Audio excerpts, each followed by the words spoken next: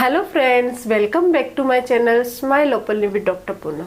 जब भी किसी के दांत में तेज दर्द होता है और वो डॉक्टर को चेक करवाता है, जब भी चेकअप किया जाता है और उनके इन्फेक्शन अगर डिटेक्ट होता है तो रूट कैनाल ट्रीटमेंट का सजेशन दिया जाता है।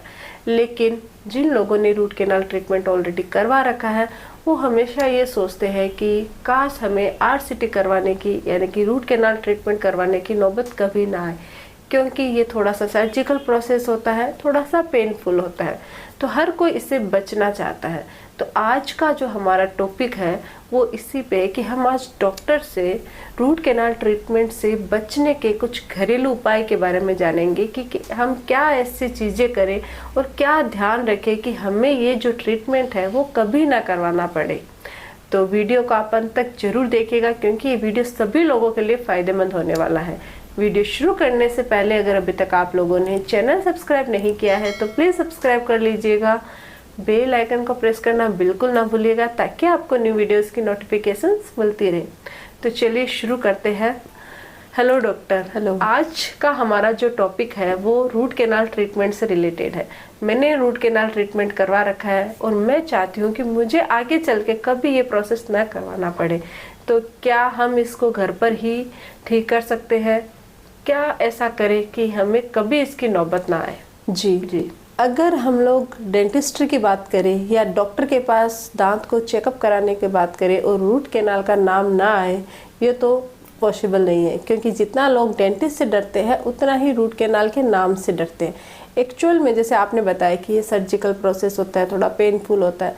ये सर्जिकल ज़रूर होता है लेकिन इतना पेनफुल नहीं होता है जितना लोग सोचते हैं।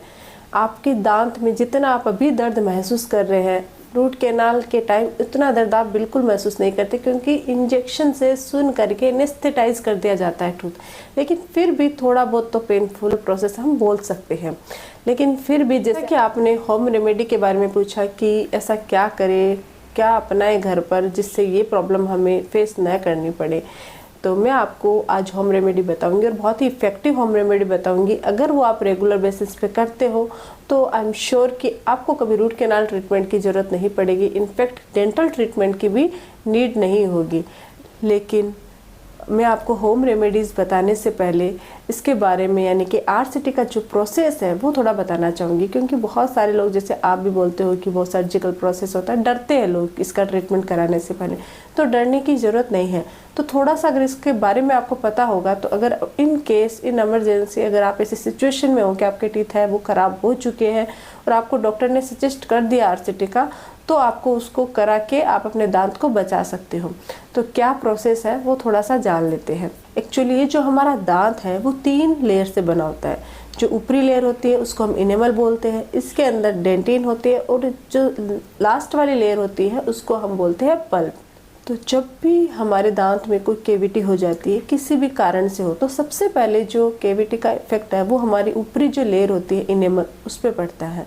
लेकिन अगर वो अनट्रीटेड होती है, हम ध्यान नहीं देते, क्योंकि पेनफुल नहीं होती है, जब स्टार्ट होती है केविटी तो बिल्कुल भी पेनफुल नहीं होती है। तो ये क्या, अगर हमने ध्यान नहीं दिया तो ये और थोड़ा डीप चली जाएगी। थोड़ा सा डीप गई, डेंटिन में गई, तो आपके खाना फंसने की प्रॉब्लम होएगी। खाना फंसेगा, आप कुछ भी खाओगे तो आपके पेन होगा, अदरवाइज इससे आपको कोई दर्द नहीं फील होगा। लेकिन उस टाइम भी अगर आपने उसको ट्रीट नहीं करवाया है, खाना निकालते रहे, बहुत सारे लोग ऐसा करते हैं, तब क्या होगा कि ये पल्प को हिट करेगी, और जैसे ही ये पल्प को हिट करेगी आपके दांत के अंदर जो नसें होती है, रूट्स होती है, कैनाल्स होते हैं, उनमें इन्फेक्शन शुरू हो जाएगा। और जब उनमें इन्फेक्शन शुरू हो जाता है तब हमें रूट कैनाल ट्रीटमेंट करना पड़ता है। रूट कैनाल के ट्रीटमेंट में क्या होता है, तो आपका जो एरिया होता है जिस दांत का हमें ट्रीटमेंट करना होता है उसमें एनेस्थीसिया देके उसको एनेस्थेटाइज कर देते हैं। फिर बर की मदद से जो कैनाल्स होते हैं वहाँ तक की ओपनिंग की जाती है, और फिर जो कैनाल्स होते हैं उनको छोटी छोटी पतली पतली फाइल्स होते हैं डेंटिस्ट के पास, उनसे वो क्लीन करते हैं।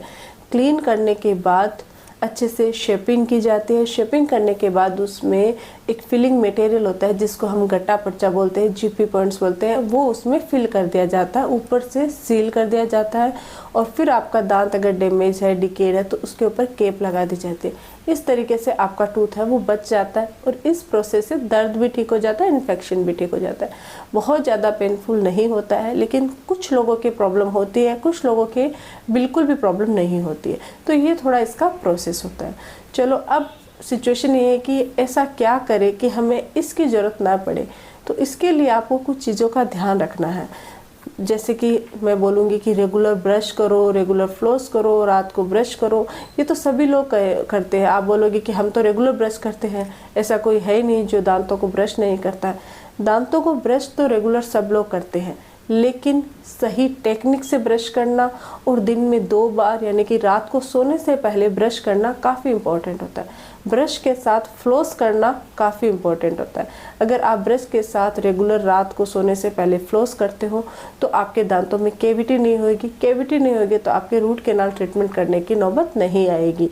इसलिए अगर हम सबसे पहले बचने के उपाय की बात करें तो आपको है प्रॉपर तरीके से दांतों की अच्छे से क्लीनिंग करना, जिसमें ब्रश आता है और ब्रश में हमेशा सॉफ्ट क्रिस्टल वाला ब्रश आता है। उससे अगर आप रात को सोने से पहले ब्रश करते हो, फ्लोस करते हो, तो आपको काफ़ी बेनिफिट होता है। दूसरा जो तरीका है वो है ऑयल पुलिंग। ऑयल पुलिंग एक बहुत ही अच्छा होम रेमेडी है, बहुत ही अच्छा उपाय है। अगर आप ऑयल पुलिंग रेगुलर बेसिस पे करते हो तो आपके दांतों और मुंह से, मसूड़ों से रिलेटेड जितनी भी प्रॉब्लम होती है वो सब दूर होती है। और अगर आपके इन केस आगे चल के दांत खराब होना है तो उससे आपका दांत खराब नहीं होता है और रूट कैनाल ट्रीटमेंट करने की नौबत आपको कभी नहीं आएगी। ऑयल पुलिंग कैसे करनी है उस पर मैंने ऑलरेडी वीडियो बना रखा है, लेकिन फिर भी ब्रीफली मैं अपने व्यूवर्स को थोड़ा बता देना चाहूँगी कि अगर आप ऑयल पुलिंग करना चाहते हो तो आप तिली का तेल ले सकते हो, या फिर आप नारियल का तेल ले सकते हो, या फिर अगर आप चाहो तो ऑलिव ऑयल भी ले सकते हो। 2 चम्मच ऑयल को अपने मुंह में अच्छे से रखिए, अच्छे से घुमाइए चारों ओर, अपने गम्स पे, अपने दांत पे अच्छे से घुमाइए। घुमाने के बाद उसको स्पिट कर दीजिए। स्पिट करके वही प्रोसेस आप दोबारा कीजिए। ये जो प्रोसेस है आप 10 से 15 मिनट कर सकते हो। स्टार्ट में थोड़ा टाइम लगेगा तो आप 5 to 10 मिनट्स कीजिए। लेकिन एक चीज़ याद रखिए कि जब भी ऑयल पिलिंग करें तो ऑयल जो है वो अंदर निकलना नहीं है। बहुत सारे लोग ध्यान नहीं दे और अगर गलती से निगल लिया जाता है तो आपके साइड इफ़ेक्ट हो सकता है और कोई प्रॉब्लम हो सकती है। तो हमें हमेशा स्पिट करना है।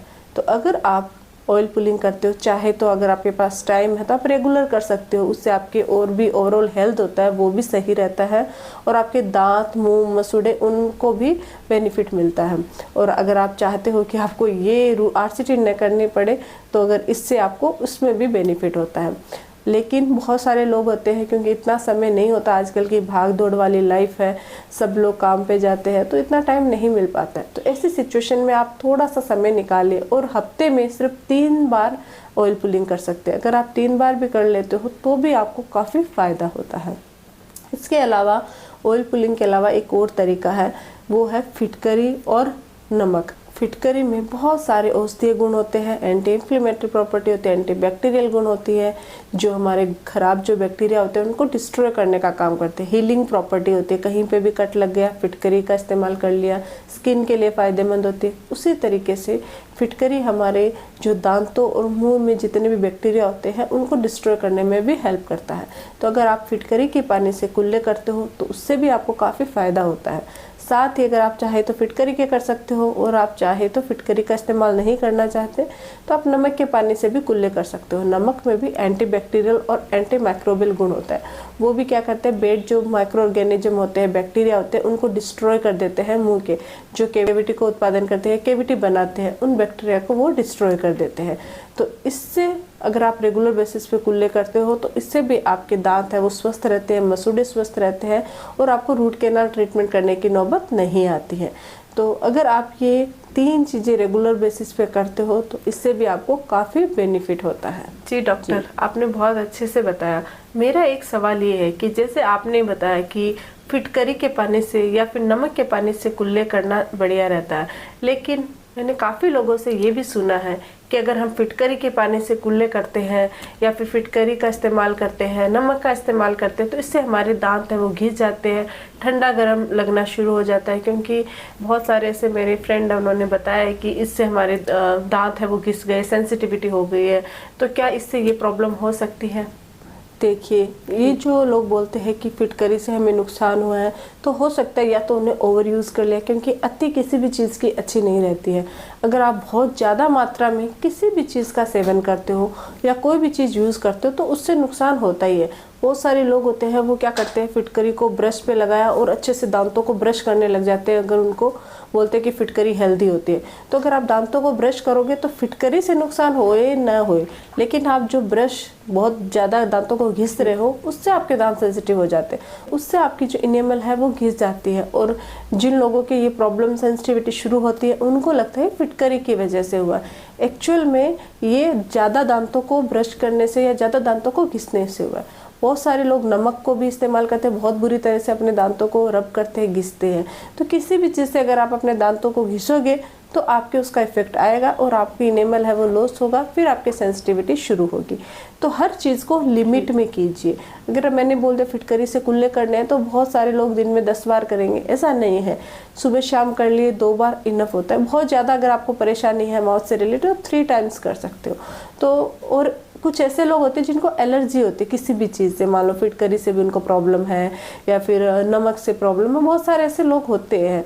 तो अगर वो लोग कर रहे हैं तो उनके जैसे ही प्रॉब्लम हुई, वो अपना जो बैड एक्सपीरियंस होता है वो एक नॉर्मल इंसान के साथ शेयर करते हैं, तो उनको भी ये लगता है कि हमारे भी आगे चल के फिटकरी से प्रॉब्लम हो सकती है। तो ऐसा नहीं है कि अगर आप कुल्ले करोगे तो आपके दांत सेंसिटिव हो जाते हैं, बल्कि गलत तरीके से और बहुत ज़्यादा इस्तेमाल करने से ये प्रॉब्लम होती है। बहुत अच्छे से आपने बताया।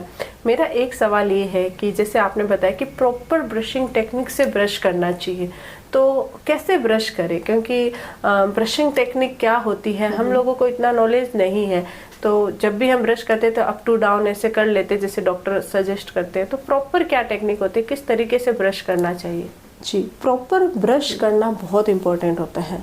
लोग ब्रश करते हैं, अच्छे से सोचते हैं कि हम अप डाउन कर रहे हैं, अब सब सही है, लेकिन ब्रश करने का मतलब होता है, पहला ब्रश करने के 3 से 4 तरीके होते हैं। सबसे पहले मैं आपको एक बार थोड़ा सा बता देती हूँ। मान लो ये हमारे टीथ है, तो up to down, down to up, ऐसे आपको ब्रश करना है, वो सही है, आप कर भी रहे हो। जो आपके मोलर्स होते हैं उनको आप अच्छे से ब्रश करो, वो भी बहुत सारे लोग करते हैं। लेकिन सबसे पहली चीज़ होती है आपकी ब्रश अच्छी होनी चाहिए। ब्रश है वो सॉफ्ट ब्रिस्टल वाली ब्रश होनी चाहिए, हार्ड ब्रश नहीं होनी चाहिए। अगर आप हार्ड ब्रश करोगे तो कितना ही अच्छे से दांतों को ब्रश करो, आपके दांत खराब ही होने हैं। तो सॉफ्ट ब्रश करोगे तो आपके गम्स की भी मसाज होगी। दूसरा है, हर 3 महीने में आपको ब्रश चेंज करनी है। अगर आप 3 महीने से ज़्यादा या 4, 5 महीने, 6 महीने हो गए आप अपने ब्रश चेंज नहीं कर रहे हो, बहुत सारे ऐसे लोग हैं जब तक ब्रिस्टल टूट नहीं जाते तब तक ब्रश का इस्तेमाल करते हैं।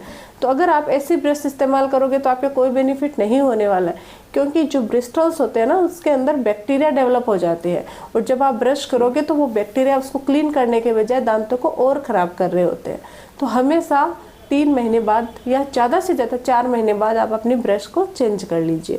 और एक ध्यान रखने की बात है कि रात को सोने से पहले ब्रश जरूर करें। ब्रश के साथ फ्लॉस इसलिए बोल रही हूँ कि क्या होता है कि ब्रश हमारे दांतों के बीच के पोर्शंस को तो निकाल देता है, लेकिन कभी कभी 2 दांतों के बीच का जो इंटरडेंटल स्पेस होता है वहाँ ब्रश के ब्रिस्टल नहीं पहुँच पाते। तो जब आप फ्लॉस यानी एक धागा जैसा होता है, आप देख सकते हो इस टाइप का दिखाई देता है, इससे जब आप फ्लॉस करोगे तो जो दांतों के बीच में फंसा हुआ फूड लॉजमेंट है वो बाहर निकल आएगा। तो आपके कोई भी खाने का पोर्शन रहेगा नहीं, तो कैविटी नहीं होगी तो आपको आगे चल के दांतों में कोई भी ट्रीटमेंट करवाने की ज़रूरत नहीं पड़ेगी, रूट कैनाल स्पेशली करवाने की ज़रूरत नहीं पड़ेगी। तो अगर आप प्रॉपर तरीके से ब्रश करते हो, फ्लॉस करते हो, तो इससे आपको कभी प्रॉब्लम नहीं होगी। एक चीज़ और मेंशन करना चाहूँगी कि दांतों को अगर आप हेल्दी बनाए रखना चाहते हो, रूट कैनाल से बचना चाहते हो, तो डाइट बहुत इंपॉर्टेंट होती है। अगर आप बहुत ज़्यादा मीठा, कार्बोहाइड्रेट वाली चीज़ें खा रहे हो तो आपको कैविटी होने से कोई नहीं बचा सकता। तो हमेशा अपनी डाइट को थोड़ा सही रखिए, बहुत ज़्यादा जंक फूड्स का सेवन न करें। जब भी कुछ मीठा खाए कुल्ला कीजिए, तुरंत कुल्ला कीजिए, तुरंत साफ़ कीजिए अपने दांतों को, ताकि कोई भी खाने का पोर्शन दांतों पे स्टिक ना हो। साथ ही आप ग्रीन वेजिटेबल्स, फ्रूट्स जैसे कि एप्पल हो गया, अगर इसका आप इस्तेमाल करते हो, एप्पल रोज़ खाते हो, तो इससे भी आपके दांत है वो हेल्दी रहते हैं और आपकी कैविटी होने से बच सकते हैं। तो आई होप कि अब आपको आपके सवालों के जवाब मिल गए होंगे। अब आपको अगर ये सब चीज़ें फॉलो करते हो तो रूट कैनाल ट्रीटमेंट करने की आपको ज़रूरत नहीं पड़ेगी। डॉक्टर, आपने बहुत अच्छे से समझाया और मेरे को पर्सनली बहुत अच्छे से समझ में आया। आई होप कि हमारे जो व्यूवर्स हैं उनको भी ये समझ में आया होगा कि हम कैसे रूट कैनाल ट्रीटमेंट से बच सकते हैं। और ऐसी सिचुएशन में हो कि आपका कैविटी या इन्फेक्शन बहुत ज़्यादा है और आपने रूट कैनाल करवा रखा है, तो कैसे दूसरे जो हमारे टीथ है उनको हम बचा सके, क्योंकि जो हो चुका है उसको हम नहीं बदल सकते, लेकिन और होने से बचा जा सके। तो आई होप कि ये वीडियो आप लोगों के लिए हेल्पफुल रहा हो। अगर हेल्पफुल है तो प्लीज़ चैनल को लाइक कीजिए, शेयर कीजिए और सब्सक्राइब जरूर कीजिएगा। Thank you.